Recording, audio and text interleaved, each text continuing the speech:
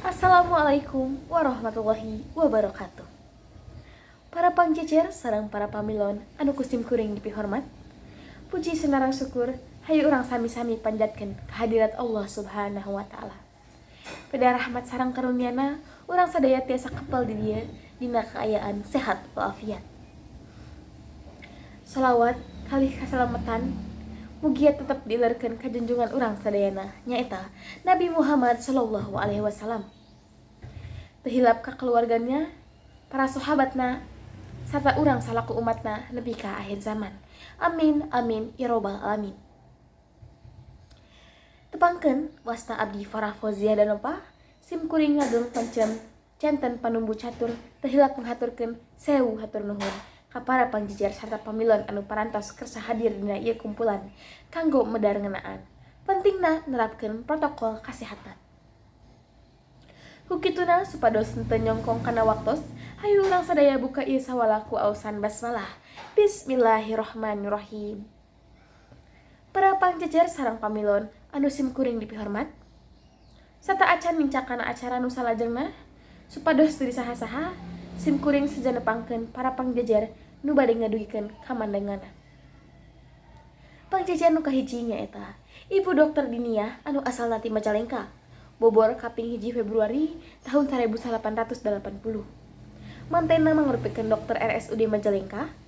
Wilujeng enjing Ibu hatur nuhun kana kasumpinganna. Nu kadua nyaeta Bapak Doni Sutarman anu asalna ti Majalengka. Boborna kaping 24 Desember 1868. Mantena staf dina Dinas Kesehatan Kabupaten Majalengka. Wilujeng enjing Bapak hatur nuhun kana kasumpinganana. Para hadirin supados urang leuwih neleman ngeunaan jejer anu bade dibahas ku urang sadaya, hayu urang legepkeun kamanang ti para pajejer. Sumangga ka Ibu Dokter Diniah kanggo ngadugikeun kamandanganna. Hatur nuhun ka Ibu Dokter Diniah anu entos ngadugikeun kamandanganna.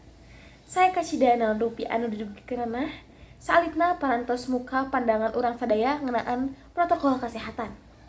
Nurutkeun mantena, protokol kesehatan teh mangrupikeun salah sahiji cara ngarah urang sadaya tiasa kahindar ti virus corona. Arurang anu sering ngabaikeun protokol kesehatan leuwih ageng kemungkinan beunang eta virus. Kumargi kitu hayu urang lagengkeun wae ka ieu sawalah anu salajengna ka Bapak Doni Sutarman disumanggakeun.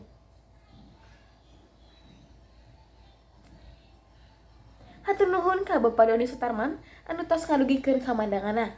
Nurutkeun mantena, ayeuna protokol kesehatan ngurangan kecemasan urang sadaya kana terinfeksi virus corona. Kukituna urang oge ngabantuan tenaga medis pedah nganekenkeun angka terinfeksi virus corona.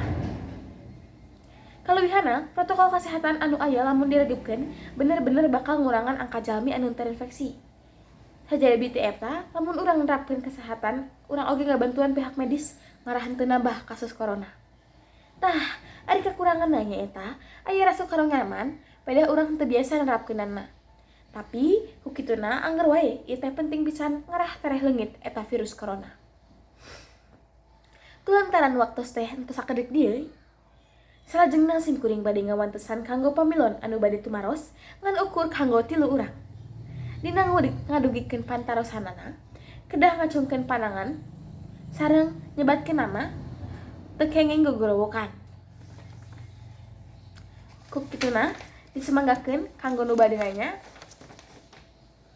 Mohon hatur nuhun karani anu tos ngadugikeun patarosana kirang langkung ngeunaan kunaon pamarentah gencer-gencerna ngabaritakeun ngeunaan pentingna nerapkeun protokol kesehatan.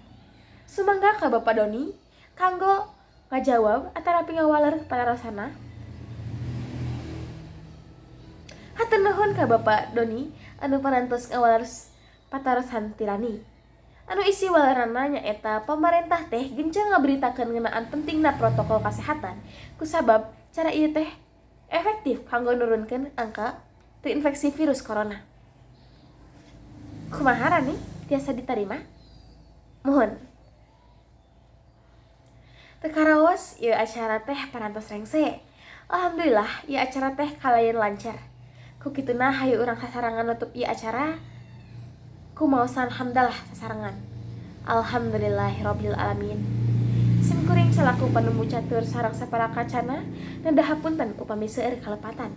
Bilih aya cariyosan-cariyosan oge parieupaos anu matak tegenah kana manah sadirin sadayana mung sakituna anu kipahitur. Hatur tuhun kana kaparhatosan ti sadayana. Wassalamualaikum warahmatullahi wabarakatuh.